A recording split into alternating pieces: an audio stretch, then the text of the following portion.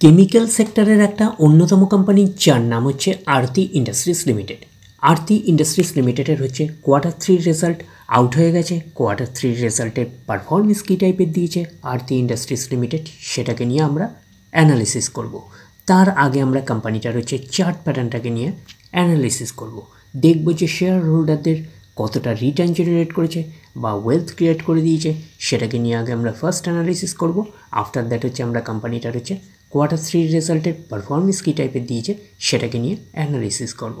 তো কোম্পানিটা হচ্ছে বেসিক্যালি হচ্ছে কেমিক্যাল সেক্টরের একটা অন্যতম কোম্পানি। কোম্পানিটা হচ্ছে এখন ট্রেড করছে 663 টাকা 5 পয়সায় এখন ট্রেড করছে।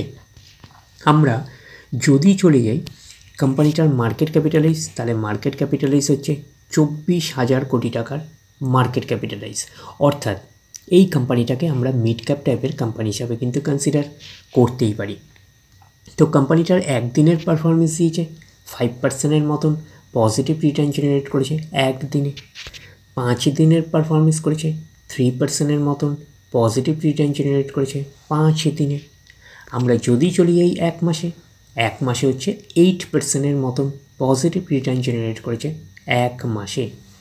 6 মাসের পারফরমেন্স দিয়েছে কত? 43%-এর মতন পজিটিভ রিটার্ন জেনারেট করেছে 6 মাসে। 1 জানুয়ারি থেকে পারফরমেন্স দিয়েছে 2%-এর মতন পজিটিভ রিটার্ন জেনারেট করেছে 1 জানুয়ারি থেকে। আমরা যদি চলি এই এক বছরে, দেখি কীরকম পারফরমেন্স করেছে এক বছরে। তো এক বছরে হচ্ছে পারফরমেন্স করেছে 23%-এর মতন পজিটিভ রিটার্ন জেনারেট করেছে এক বছরে। তো ন্যাচারাল ব্যাপার, আমরা জানি যে শর্ট টার্মে সেভাবে ওয়েলথ ক্রিয়েট হয় না স্টক মার্কেট থেকে। যত লং খেলবেন স্টক মার্কেটে তত হচ্ছে ওয়েলথ ক্রিয়েট হয়। বাট এই কোম্পানিটা কিন্তু শর্ট টার্মে অর্থাৎ এক বছরে কিন্তু একটা ডিসেন্ট টাইপের পারফরমেন্স করেছে। আমরা এইটুকুনি বলতে পারি 23%-এর মতন পজিটিভ রিটার্ন জেনারেট করেছে এক বছরে।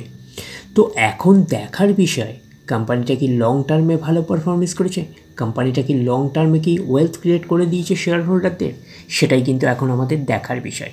তাহলে আমরা চলে যাচ্ছি কোম্পানিটার 5 বছরের চার্ট প্যাটার্নে। তাহলে 5 বছরে কী রকম পারফরমেন্স করেছে?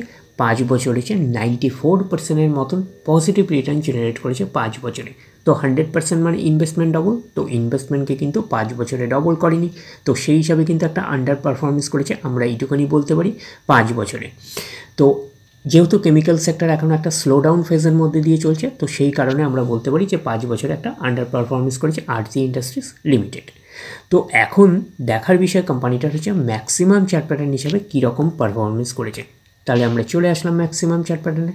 তাহলে ম্যাক্সিমাম চার্ট প্যাটার্ন হিসাবে পারফরমেন্স করেছে 61,294%-এর মতন পজিটিভ রিটার্ন জেনারেট করেছে অল টাইম বা ম্যাক্সিমাম। তো কোম্পানিটা লিস্টেড হয়েছে কবে?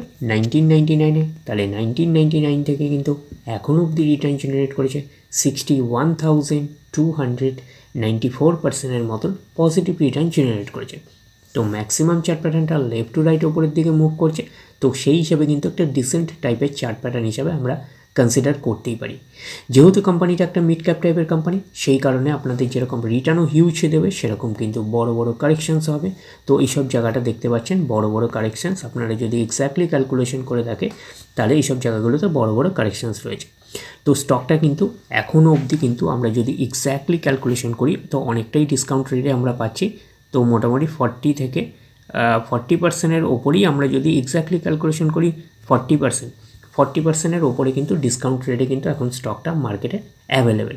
এবং কোম্পানিটা কিন্তু ফান্ডামেন্টালি একটা সাউন্ড কোম্পানি হিসাবে কিন্তু আমরা কনসিডার করতেই পারি আরতি ইন্ডাস্ট্রিজ লিমিটেডকে।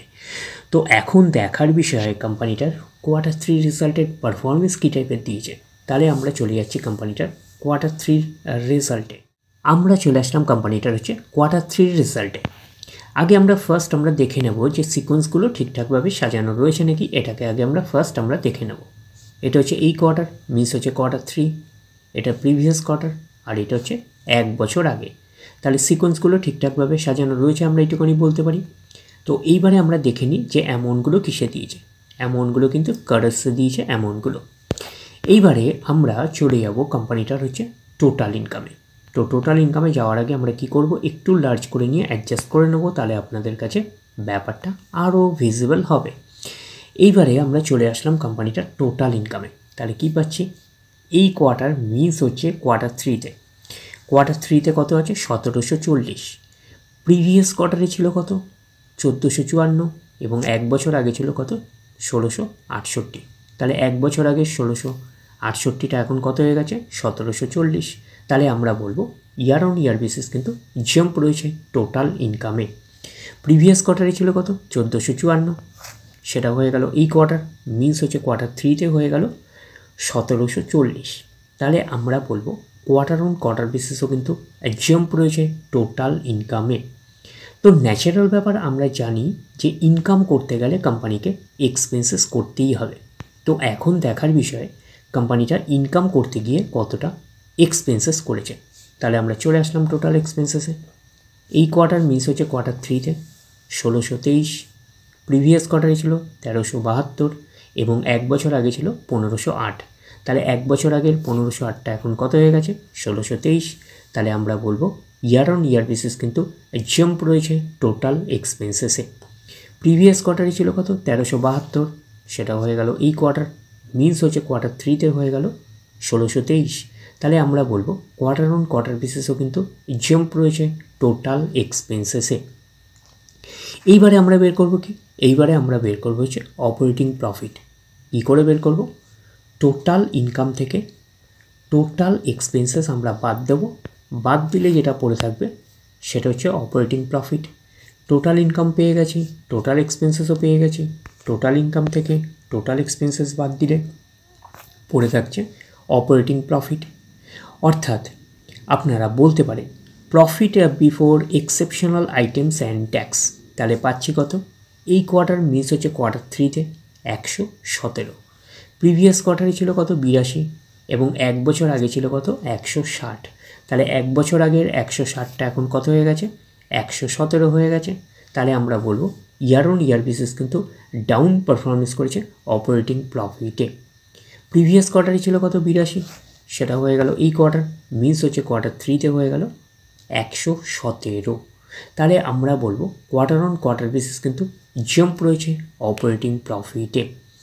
তো অপারেটিং প্রফিটটাই নিশ্চয়ই কোম্পানির মেন প্রফিট নয়, তারপরে বিভিন্ন অ্যাডজাস্টমেন্ট থাকলে সেগুলো প্লাস মাইনাস হবে, গভর্নমেন্টকে ট্যাক্স পে করতে হবে, গভর্নমেন্টকে ট্যাক্স পে করার পরে কোম্পানির কাছে যেটা পড়ে থাকবে সেটা কোম্পানির ফাইনাল প্রফিট বা নেট প্রফিট হিসাবে আমরা কনসিডার করতে পারি। তাহলে আমরা কি পাচ্ছি, net profit for the period, এটাকেই আমরা নেট প্রফিট বলতে পারি, এটাকেই আমরা ফাইনাল প্রফিট বলতে পারি।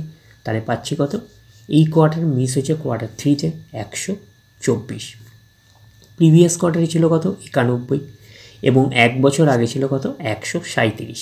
তাহলে এক বছর আগের 137টা এখন কত হয়ে গেছে 124 হয়ে গেছে। তাহলে আমরা বলবো ইয়ার অন ইয়ার বেসিস কিন্তু ডাউন পারফরমেন্স করেছে নেট প্রফিটে। প্রিভিয়াস কোয়ার্টারে ছিল কত 91, সেটা হয়ে গেল এই কোয়ার্টার, মিনস হচ্ছে কোয়ার্টার থ্রিতে হয়ে গেল 124। তাহলে আমরা বলবো কোয়ার্টার অন কোয়ার্টার বেসিস কিন্তু জাম্প রয়েছে, আমরা এইটুকুনি বলতে পারি নেট প্রফিটে। তো নেট প্রফিটটা আমরা পেয়ে গেলাম। এইবারে আমরা চলে যাব কোম্পানিটার হচ্ছে ইপিএসে অর্থাৎ আর্নিং পার শেয়ারে। তাহলে আমরা চলে আসলাম কোম্পানিটার ইপিএসে অর্থাৎ আর্নিং পার শেয়ারে। তাহলে আমরা কী পাচ্ছি, এই কোয়ার্টার মিস হচ্ছে কোয়ার্টার থ্রিতে কত আছে 3.42, প্রিভিয়াস কোয়ার্টারে ছিল কত 2.50, এবং এক বছর আগে ছিল কত 3.77। তাহলে এক বছর আগের 3.77টা এখন কত হয়ে গেছে 3.42। তাহলে আমরা বলবো ইয়ার অন ইয়ার বেসিস কিন্তু ডাউন পারফরমেন্স করেছে ইপিএসে অর্থাৎ আর্নিং পার শেয়ারে। প্রিভিয়াস কোয়ার্টারে ছিল কত 2.50, সেটা হয়ে গেল এই কোয়ার্টার, মিনস হচ্ছে কোয়ার্টার থ্রিতে হয়ে গেল 3.42।